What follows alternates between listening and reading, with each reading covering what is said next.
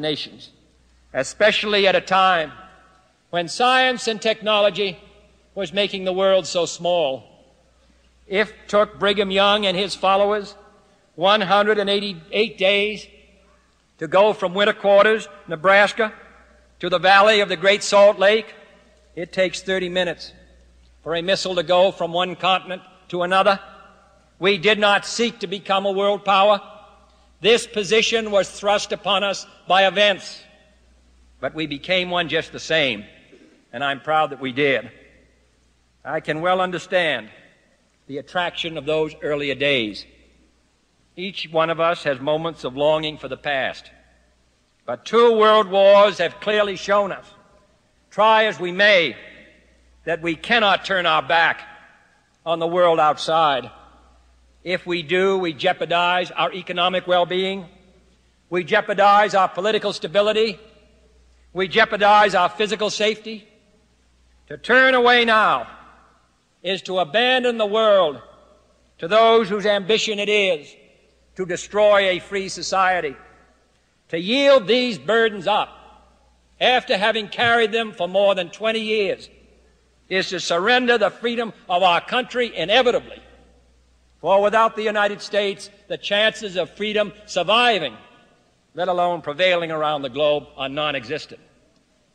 Americans have come a long way in accepting in a short time the necessity of world involvement, but the strain of this involvement remains, and we find it all over the country. And I see it in the letters that come to my desk every day.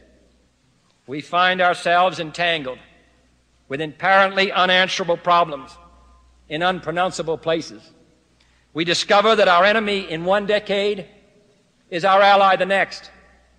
We find ourselves committed to governments whose actions we cannot often approve, assisting societies with principles very different from our own.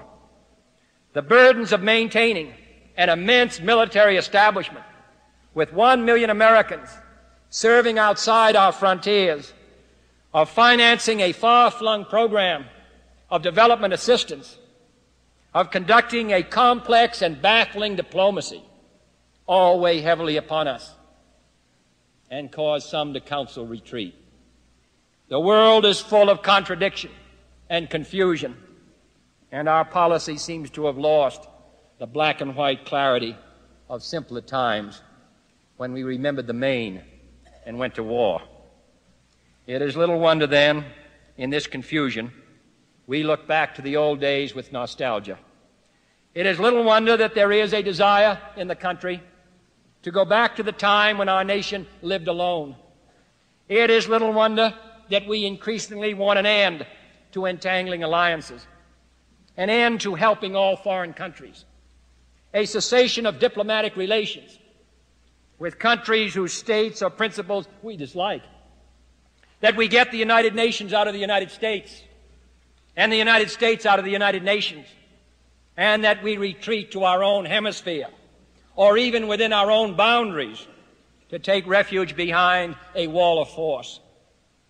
This is an understandable effort to recover an old feeling of simplicity. Yet in world affairs, as in all other aspects of our lives, the days of the quiet past are gone forever. Science and technology are irreversible.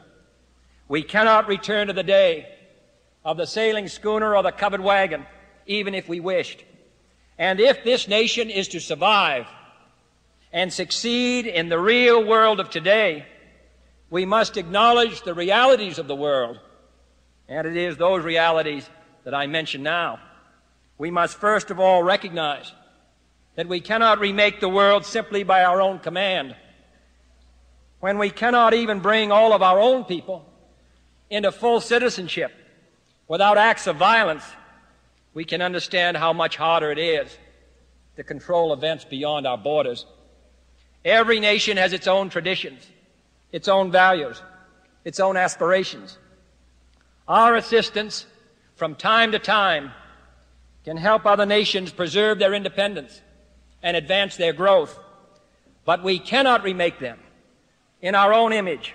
We cannot enact their laws, nor can we operate their governments or dictate our policies. And second, we must recognize that every nation determines its policies in terms of its own interests.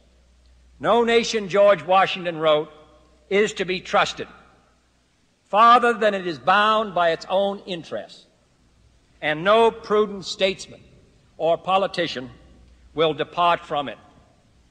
National interest is more powerful than ideology, and the recent developments within the communist empire show this very clearly. Friendship, as Palmerston said, may rise or wane, but interests endure. The United States has rightly determined in the years since 1945, under 3 different administrations, that our interest, our national security, the interest of the United States of America, is best served by preserving and protecting a world of diversity in which no one power or no one combination of powers can threaten the security of the United States. The reason that we moved so far into the world was our fear that at the end of the war, and particularly when China became communist, that Japan and Germany would collapse, and these 2 countries, which had so long served as a barrier to the Soviet advance and the Russian advance before that, would open up a wave of conquest of all of Europe and all of Asia. And then, the balance of power turning against us, we would finally be isolated and ultimately destroyed. That is what we've been engaged in for 18 years, to prevent that happening, to prevent any one monolithic power having sufficient force to destroy the United States. For that reason, we support the alliances in Latin America. For that reason, we support NATO to protect the security of Western Europe. For that reason, we joined CETO to protect the security of Asia, so that neither Russia nor China could control Europe and Asia, and if they could not control Europe and Asia, then our security was assured. This is what we've been involved in doing. And however dangerous and hazardous it may be, and however close it may take us to the brink on occasions, which it has, and however tired we may get of our involvements with these governments which are so far away, we have one simple central theme of American foreign policy, which all of us must recognize because it is a policy which we must continue to follow, and that is to support the independence of nations so that one bloc cannot gain sufficient power to finally overcome us. There's no mistaking the vital interest of the United States in what goes on around the world. And therefore, accepting what George Washington said here, I realize that what George Washington said about no entangling alliances has been ended by science and technology and danger. And third, we must recognize that foreign policy in the modern world does not lend itself to easy, simple, black and white solutions. If we were to have diplomatic relations only with those countries whose principles we approved of, we would have relations with very few countries in a very short time. If we were to withdraw our assistance from all governments who are run differently from our own, we would relinquish half the world immediately to our adversary.